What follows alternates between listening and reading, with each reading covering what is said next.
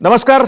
निवडणुकांचे पडघम वाजायला लागले. आवाज महाराष्ट्र या कार्यक्रमात आज आपण बोलतो आहोत ते निवडणूक खर्चाची जी मर्यादा वाढवण्याचा निर्णय केंद्रीय मंत्रिमंडळाने घेतलेला आहे. मोठ्या राज्यांमध्ये 40 ऐवजी 70 लाख, गोव्यामध्ये 22 वरून 54 लाख, ईशान्येकडच्या राज्यांमध्ये 27 ते 35 लाखावरून 54 लाख आणि केंद्रशासित प्रदेशांमध्ये 40 वरून 70 लाख या अशा प्रकारच्या मर्यादा वाढवण्यामुळे गैरप्रकार कमी होतील का, काळ्या पैशाच्या वापराला आळा बसेल का आणि भ्रष्टाचार कमी होईल का, असा आपला आजचा प्रश्न आहे. आपण जातो रवी श्रीवास्तव यांच्याकडे, आम आदमी पक्षाचे नेते आहेत. रवीजी, तुमच्याकडे अशा करता हा प्रश्न घेऊन यायचा आहे. याचं कारण आपला पक्ष नवीन आहे. आपण एका विशिष्ट धोरणाने जनतेपुढे आंदोलनाद्वारे आलात आणि त्या आंदोलनानंतर थेट आपण 4 राज्यांच्या निवडणुका लढवल्यात. त्याच्यामध्ये वेगवेगळे नवीन मार्ग सुद्धा अवलंबलेत, सोशल मीडियासारखे, सभांसारखे, आंदोलनांसारखे. या प्रकारामध्ये अशा वाढवलेल्या खर्चाद्वारे काळा खर्च कमी होऊ शकतो का, काळा पैसा कमी होऊ शकतो का, भ्रष्टाचार कमी होऊ शकतो का, काय मत आहे तुमचं? आम आदमी पार्टी सबसे पहले ये सिद्ध कर चुकी है दिल्ली में अपने चुनाव लड़के कि सफ़ेद पैसे से भी चुनाव लड़ा जा सकता है।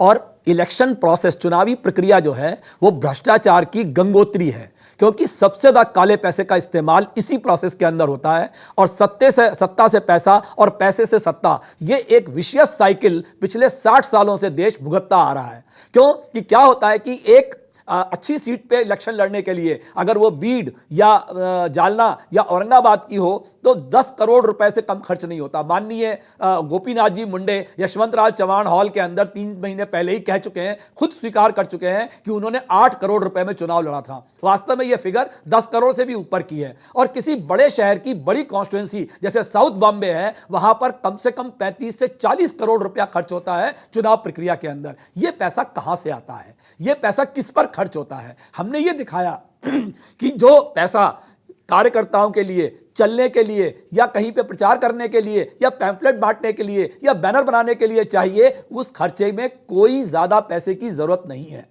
और हमने सफेद पैसे से चंदा लेकर के और उस पैसे से चुनाव लड़के 28 सीटें जीत के ये दिखा दिया है कि चुनाव का जो खर्च इलेक्शन कमीशन फिक्स करता है उसमें कोई ऐसी विशेष कमी नहीं है। और उसके लिए अगर काला पैसा इसमें प्रक्रिया में आता है तो उसको रोकना चाहिए, उस पर नियंत्रण लगाना चाहिए। पण रवीजी, आपल्या पक्षावर सुद्धा 4 राज्यांच्या निवडणुकांच्या वेळी टीका झालेली होती की आपलं फंडिंग हे सुद्धा आपल्याला विविध संस्थांकडून येतं. काही बाबतीत अशी टीका झाली की देशाबाहेरून सुद्धा आपल्याला फंडिंग येतं. तेव्हा निवडणूक खर्चामध्ये दाखवायचं फंडिंग वेगळं असतं, प्रत्यक्ष होणारा खर्च वेगळा असतो. काय म्हणाल आपण लोकांच्या या वेळेला माध्यमांमध्ये किंवा काही सेक्शन्स मधून झालेल्या या टीकेबद्दल? समीरन जी, आपने ये बहुत अच्छा सवाल उठाया है। दिल्ली चुनाव के लिए 14 लाख रुपए प्रति उम्मीदवार की लिमिट थी। 70 सीटें वहां पर थी। 14 सत्ते 98, 9 करोड़ 80 लाख रुपया हमने एक नंबर के अंदर उम्मीदवारों पर खर्च किया। मी एक क्षण आपल्याला थांबवतो. याच मुद्द्यावर परत मी आपल्याकडे येतो. आपल्याकडे ज्येष्ठ सामाजिक कार्यकर्ते, राजकीय अनुभव असलेले आणि ज्येष्ठ प्रशासकीय अधिकारी राहिलेले अविनाश धर्माधिकारी जी आपल्या बरोबर फोनवर आहेत. अविनाशजी, आपल्याला आवाज ऐकू येतोय आमचा? अविनाशजी, आवाज ऐकू येतोय आपल्याला? अविनाशजी, धर्माधिकारीजी, आवाज ऐकू येतोय आपल्याला?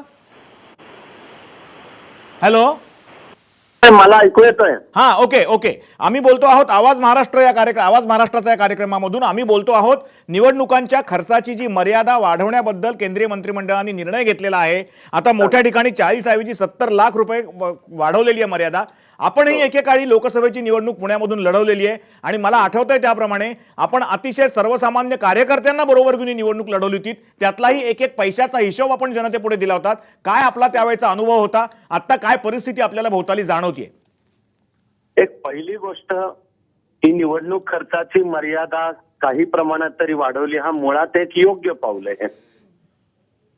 त्यांनी काळ्या पैशाला आळा कितपत बसेल याचं माझं पहिलं उत्तर आहे, फारसा नाही बसणार. आता फारसा बसणार नाही तरी मी योग्य का म्हणतोय, तर ज्याला प्रामाणिकपणे निवडणूक लढवायची आहे, स्वच्छ मार्गाने पांढरा पैसा गोळा करून, त्याला निदान जिंकण्याची संधी असेल एवढा तर पैसा गोळा करता आला पाहिजे. नाही तर निवडणूक खर्चाची मर्यादा फार कमी ठेवायची, म्हणजेच काळ्या पैशाला प्रोत्साहन द्यायचं. या स्थितीला मराठीतलं नाव आई खाऊ घालीना आणि बाप भीक मागू दिना होते. त्यामुळे निदान 70 लाख केली तर समाजामधून प्रामाणिक मार्गाने तो पैसा उभा केला, त्याचा प्रामाणिक खर्च दाखवला, तर कदाचित प्रामाणिक सरळ मार्गी माणसं निवडणूक जिंकायची शक्यता तरी वाढते. आता निवडणूक खर्चातला काळा पैसा हा मुद्दा असेल मग तो खूप गुंतागुंतीचा आहे आणि त्याला आता केवळ निवडणूक खर्चाची मर्यादा वाढवल्याने फारसा पायबंद बसणार नाही. मुळातून निवडणूक प्रक्रियेचा विचार करायला लागेल तर काळ्या पैशाला पायबंद बसेल. पण आपल्याकडे जे बोललं गेलं एका राजकीय नेत्यांनी म्हणजे मुंडे साहेबांनीच एक विधान केलं होतं, त्या विधानाचं नंतर अर्थ आणि कॉन्टेक्स्ट हे बदललेले होते, पण तरी सुद्धा 8 ते 10 कोटी रुपये खर्च येतो असं आता सुद्धा चर्चेमध्ये काही लीडर्स बोलतात. आमच्याबरोबर रवी श्रीवास्तव आहेत, कांताताई नलावडे आहेत, यांच्याबरोबर सगळ्यांबरोबर चर्चा चालू आहे. तर इतक्या कमी पैशात निवडणूक लढवली जाऊ शकत नव्हती म्हणून ही मर्यादा वाढवल्याचं सगळ्यांनी स्वागत केलंय. पण आपल्याला काय वाटतं, जी मर्यादा दाखवली असते त्याच्यापेक्षा कितीतरी अधिक पटीने प्रत्यक्षात खर्च होतो का, आणि त्याचं फंडिंग त्याचे सोर्सेस कुठून होत असतात? हो, मी मगाशी बोलताना सुरू करताना जसं पहिलं मुळात वाक्य म्हणलो की हे एक योग्य पाऊल आहे, याचं मुळात स्वागत केलं पाहिजे. त्याचं मूळ कारण खरंच निवडणूक लढवणे ही खर्चाची गोष्ट आहे, तर निदान प्रामाणिक मार्गाने परवानगी द्यावं की एवढा खर्च करायला. बाकी आपली अन्य निवडणूक प्रक्रिया खरं म्हणजे फार मोठ्या प्रमाणावर खोटेपणावर आधारित आहे. पत्रकं प्रत्यक्षात छापली जातात, प्रचंड मोठ्या संख्येने लिहिलं जातं कमी. साधे निवडणूक प्रचार, ते जे मतदानाच्या दिवशी एजंट असतात, ते मतमोजणीच्या दिवशी जे आपले एजंट असतात, ते आजकाल पूर्वी जे ध्येयवादी राजकारण होतं त्या काळातले वेळ भत्ता खाऊन काम करण्याचे दिवस संपले. आता कार्यकर्त्याची पण अपेक्षा असते मला एका दिवसाचे 10,000 मिळावेत. तेव्हा या पावलाचं स्वागत आहे, पण आपल्या निवडणूक प्रक्रियेवर काळा पैसा आणि म्हणून गुंडगिरीचं सुद्धा प्रचंड पकड आहे. की केवळ निवडणूक खर्चाची मर्यादा वाढवल्याने ती सुटणार नाही, तरी पण हे पाऊल योग्य आहे. एक फक्त आमच्या विचारातली क्लॅरिटी म्हणून म्हणा किंवा आमच्या ज्ञानात भर टाकण्याकरता एका मुद्द्याबद्दल आपल्याकडून माहिती पाहिजे की आता कांताताई मगाशी म्हणाल्या की पक्षांचे खर्च वेगळे असतात आणि उमेदवारांचा खर्च वेगळा असतो. तर आम्हाला आमच्या माहितीकरता फक्त एक गोष्ट स्पष्ट थोडीशी करून सांगितली तर बरं होईल की मोठे नेते जे हेलिकॉप्टर्सनी विमानांनी हिंडतात ते अनेक त्यांच्या उमेदवारांचा प्रचार करत असतात. तो खर्च कसा विभागला जातो आणि त्या खर्चाचं कोणाच्या अकाउंटमध्ये ते पैसे धरले जातात?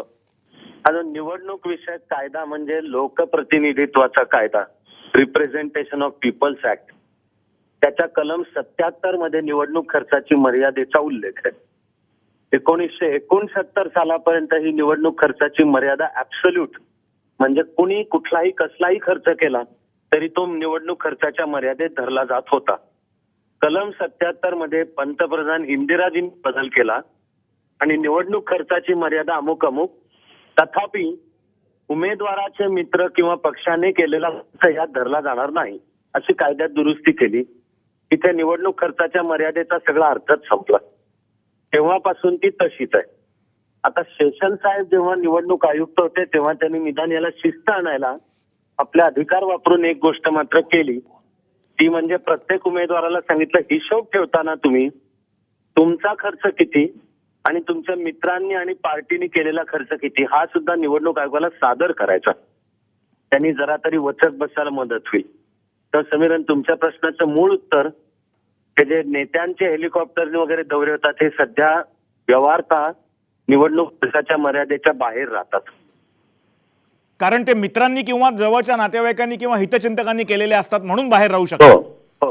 मला एक सांगा, याच्यामध्ये काळ्या पैशाचा प्रश्न जो आहे, बरेच वर्ष आपण आपल्याकडे बघतो मोठी मोठी बिझनेस हाऊसेस पार्टीजना फंड्स देतात, फंडिंग करतात, त्याचं कुठलंही अकाउंटिंग या निवडणुकीच्या खर्चामध्ये गृहीत धरलं जात नाही कारण त्याचं पर्पज आणि त्या देण्याच्या वेळा वेगळ्या असतात.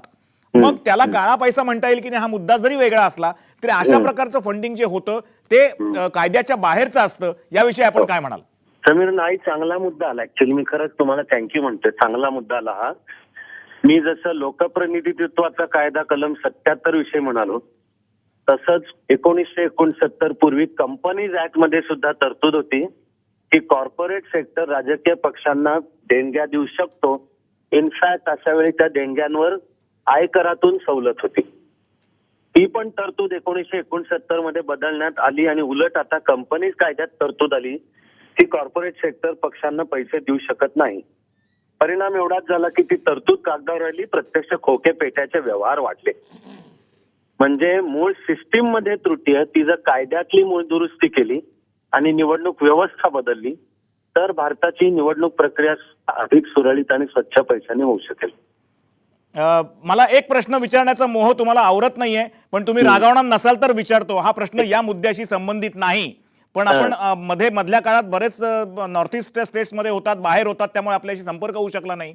हो. आत्ताच्या निवडणुकीच्या वातावरणामध्ये आपल्याकडे पुन्हा एकदा पुण्यातल्या उमेदवारीबद्दल कोणी विचारणा केली आहे का, आम आदमी पार्टी किंवा इतर, आणि तुमची तशी इच्छा आहे का किंवा तुमचा तसा मनोदय आहे का? माफ करा, हा विषय या विषयाशी असंबद्ध आहे, पण तरी विचारल्यापासून राहत नाही म्हणून मी विचारतो. मला विचारणा अनेकांनी केली किंवा देशातलं बदललेलं वातावरण पाहता हा, त्या पुणेकरांना लक्षात आहे की अशा प्रकारे 98 साली आपण इथे प्रथम सुरू केलं होतं. हा, अशी एक सद्भावना असलेले काही जण म्हणत आहेत, हा. पण माझा निवडणूक लढवण्याचा विचार नाही. म्हणजे अजून तुम्ही विचार केला नाही का? तुम्ही ठरवलेलं आहे की ही निवडणूक लढवायची नाही? नाही, विचार नाही माझा. म्हणजे तुम्ही निवडणूक लढवणार नाही आहात? नाही. अविनाशजी, आपल्या व्यस्त वेळाच्या वेळापत्रकामधून आपण याच्यात सहभागी झालात त्याबद्दल मनापासून धन्यवाद, आणि पुन्हाही धन्यवाद. आपल्याबरोबर चर्चा करायला आवडेल या विषयावर कधीतरी. धन्यवाद.